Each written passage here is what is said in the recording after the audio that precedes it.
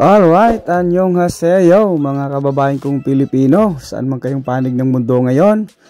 I hope and pray na sa biyaya po ng ating mahal na Panginoong Hesus ay nasa mabuting kalagayan po kayo, no? For today's video po, nais ko lamang pong i-share sa inyo ang akin pong experience nung kami po ay nag-take ng Korean Immigration and Integration Program or KIIP, ano?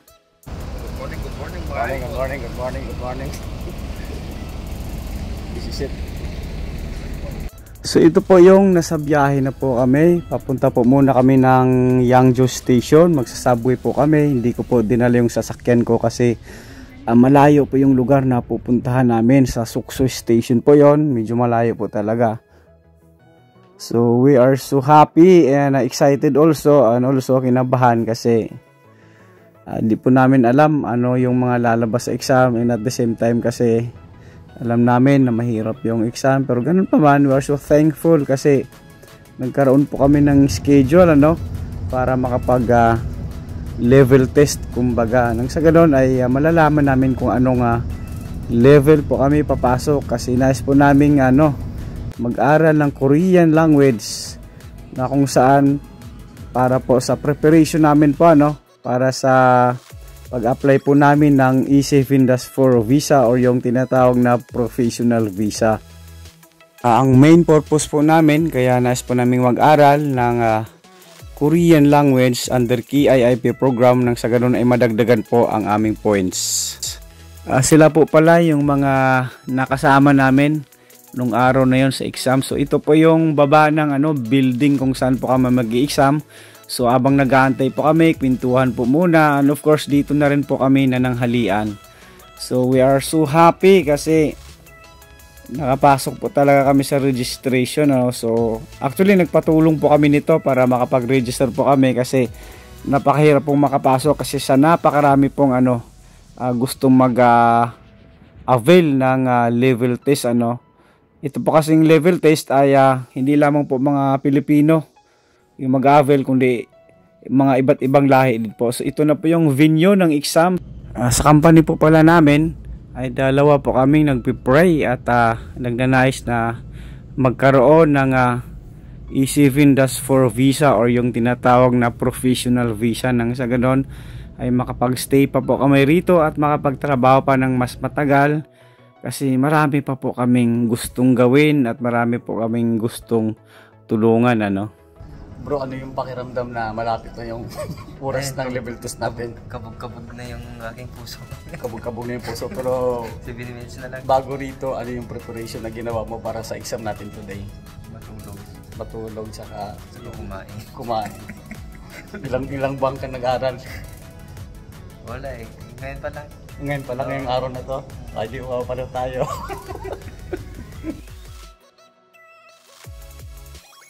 So ito po yung labas ng room kung saan po kami mag-i-exam. So nag-aantay po kami dyan ng oras para pumasok doon po sa room kasi hindi po pumasok hanggat di pa po dumating yung oras namin. So ayan po yon, mga kasama namin, yung kasama ko sa company. Ayan, kung saan po ako nakatayo, dyan po kami papasok, dyan po kami pumasok.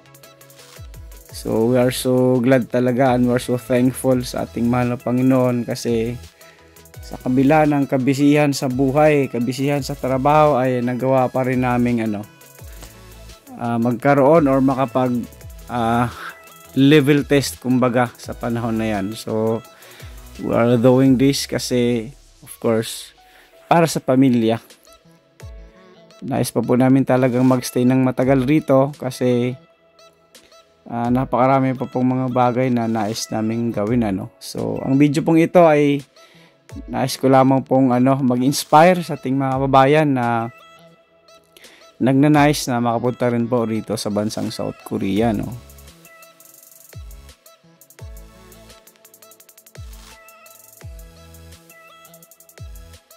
With regards po sa exam, mga kababayan ko, for me, mahirap talaga siya kasi mostly paragraph siya. So tayo po kasi nakakabasa na kaya lang may mga words na kahit sabihin natin alam nating basahin ay hindi natin alam kung ano yung ibig sabihin nito. Kaya yun po talaga yung sa akin, para sa akin mahirap. Pero ganun pa man, ay nairaos din. At sa biyaya po ng Panginoon, kami po ay papasok ng kasama ko rito sa company ng level 2. So yun po yung pinagpipray namin. So yun, ipinagkaloob po nating mahal na Panginoon. So ganun lang po yun. So sa August 27 po, sa buwan pong ito, mag-uumpisa na po pala ang aming Korean Immigration and Integration Program or KIIP. Dito lamang po malapit sa amin. So kami po ay nandito sa Gyeonggi-do, Yangju-si, Kwangjokmyeon. Karibi po kami at yung school naman namin sa part po ng Tungduchon. Siguro mga 30 minutes po lang po yung biyahe rito. So okay na po yon.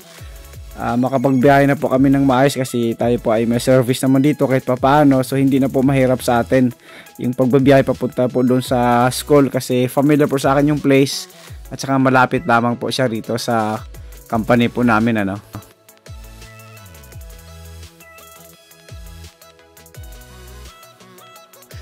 Ang sistema po kasi rito para makapagpalit ka po ng E7-4 na visa from E9 visa ay kailangan meron ka pong ma-achieve or ma-meet na points ano. So actually wala pong exam ang pag-change ng visa.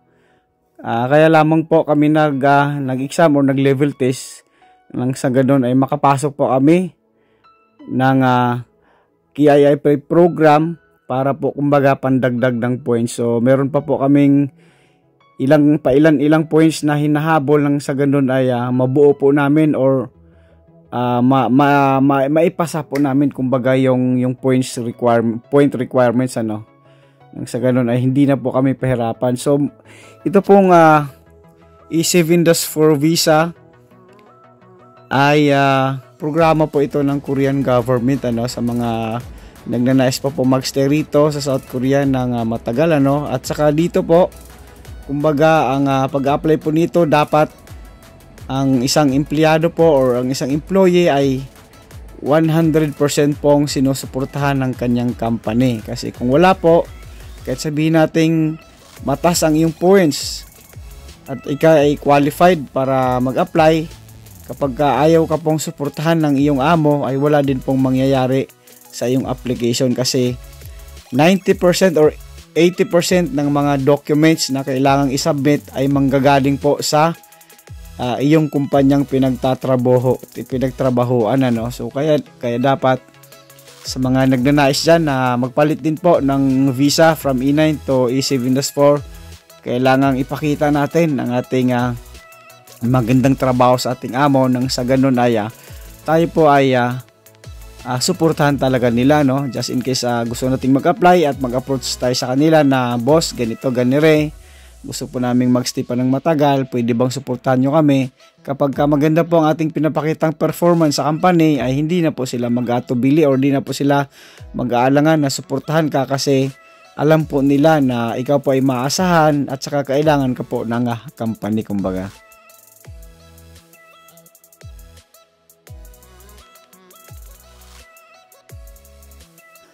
Ang kagandahan po kasi mga kababayan ko kapag nakapagpalit po tayo ng visa from E9 visa to E7-4 na visa no, ay hindi na po kumbaga mahihirapang pumunta rito ang ating pamilya kasi yan po yung isa sa mga kasama sa mga provisions ano kapag tayo po ay nagkaroon ng E7-4 visa. So yun yung nagustuhan ko talaga rito kaya nais kong pinagpipray ko kumbaga na makapagpalit or magkaroon ng panibagong visa kasi pamilya ko gusto ko rin talagang makapunta sila rito, lalong lalo na yung anak ko, asawa ko kasi gusto daw nilang ma-experience yung ma-experience yung snow kasi although yung asawa ko ay galing na ibang bansa, galing ng Dubai, kaya lang hindi pa po, wala naman pong snow doon, kaya gusto niyang makapunta rito. And of course,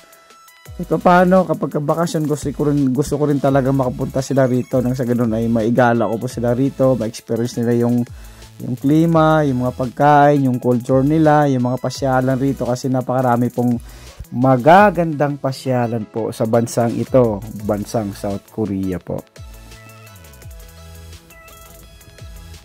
And aside from that, talaga naman ang South Korea po ay every year po tumataas po yung sahod. And aside sa sahod, meron ka pa rin pong maraming benepisyong makukuha mula sa gobyerno nila, no? So doon po sa mga talagang nagnanais na makarating rito sa bansang South Korea, ang may papayo ko lamang po ay talagang magdasal po kayo sa ating mahal na Panginoong Hesus na kung ano man po yung desire ng inyong puso na makarating rito nang sa ganun ay matulungan po ang pamilya, ay ma-achieve or matupad nyo po yon. And then of course, kailangan nyo po talagang mag-aral ng Korean language kasi malabo nyo po talagang maipasa ang exam, ano? Kasi ang exam po ay wala pong English translation, lahat po naka-Korean. So kung wala ka pong alam kahit sa alphabet, nako, mahirap ka po talagang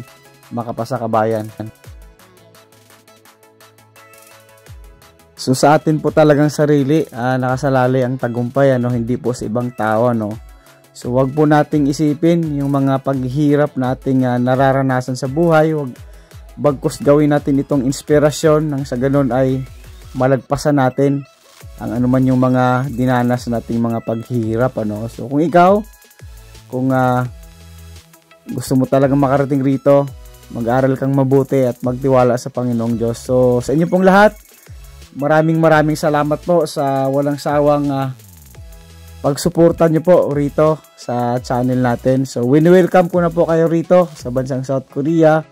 Alam ko po na makakarating din po kayo rito, basta magtiwala lamang po kayo sa Panginoong Diyos at saka sa inyong mga sarili. Mag-aral, mag-pray, mag-aral, mag-pray. Talaga, yun po yung ano doon, yun po yung sikreto doon para makarating po kayo rito. Dahil ginawa ko po yan. Wala pong imposible sa Diyos, mga kabayan. Lahat po ng imposibleng bagay ay kaya niya pong gawing imposible. Yun po, mga kababayan ko. Thank you so much po sa inyong lahat. Naway nagbigay po ito sa inyo ng inspirasyon at motivasyon, ano. So, kung bago po rito sa channel ko, kabayan, naway huwag mong kalimutang mag-like, mag-comment, and mag-share, no. Maraming salamat po. To God all be the glory. God bless everyone.